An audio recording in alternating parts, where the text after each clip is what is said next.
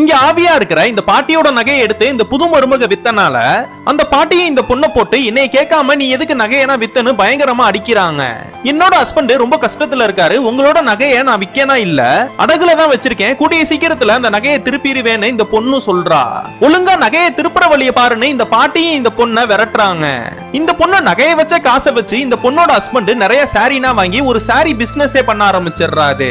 இந்த கடைக்கு என்ன பேர் வைக்கலான்னு இந்த ஹஸ்பண்ட் இந்த பொண்ணு கிட்ட கேக்குறப்ப பாட்டி மூலியமா தான் இந்த பிசினஸே ஆரம்பிச்சிருக்கோம், அதனால பாட்டி பேரே வச்சிடலான்னு ராஜ்மோனினே வச்சிடுறாங்க. இவங்க எதிர்பார்த்த மாதிரி பிசினஸும் நல்லா ஓட ஆரம்பிக்குது. இந்த பொண்ணு அந்த நகையை மீட்டர்றா. இதெல்லாம் பாக்குற அந்த பாட்டியும் சொன்ன மாதிரியே செஞ்சுட்டியேன்னு அந்த பாட்டியை ஆச்சரியப்படுறாங்க. சரி பிசினஸ்னா எப்படி போயிட்டு இருக்கு, அந்த கடைக்கு என்ன பேர் வச்சிருக்கீங்கன்னு அந்த பாட்டி கேக்குறப்ப உங்க பேரை தான் வச்சிருக்கோன்னு இந்த பொண்ணு சொல்றப்ப அந்த பாட்டியும் ரொம்ப சந்தோஷப்படுறாங்க. நான் இறந்து போயிட்டனால நீங்க எல்லாருமே என்ன மறந்துட்டீங்கன்னு நினைச்சேன், நீ சொல்றதுனா கேட்டா எனக்கு ரொம்ப சந்தோஷமா இருக்குன்னு சொல்றாங்க. நைட்டு கடையெல்லாம் பூட்டினதுக்கு அப்புறம் அந்த பாட்டியும் கடைக்குள்ள போய் கடனா எப்படி இருக்குன்னு அங்க இருக்கிற எல்லா சாரியுமே பார்க்க ஆரம்பிக்கிறாங்க.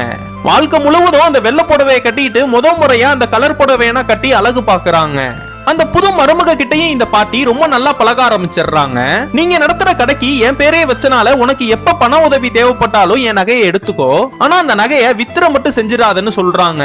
இப்படின்னா இருக்கிறப்ப அந்த ஃபேமிலியில இருக்கிற எல்லாருமே இந்த புது மருமக கிட்ட இவ்வளவு பெரிய கடை நடத்துறதுக்கு உனக்கு எங்க இருந்து காசு வந்துச்சுன்னு கேட்க ஆரம்பிக்கிறாங்க. இதெல்லாம் தூரத்துல இருந்து பாத்துட்டு இருக்கிற இந்த பாட்டியும் இந்த பாட்டியோட பவரை யூஸ் பண்ணி அவங்க எந்தெந்த கேள்வினா கேட்கலான்னு வந்தாங்களோ அந்த எல்லா கேள்வியுமே மறக்க வச்சிடுறாங்க. இதுக்கப்புறம் என்னாச்சுன்னு உங்களுக்கு தெரியணும்னா கீழே கமெண்ட் பாக்ஸ்ல பார்ட் 4ன்னு போட்டு போங்க.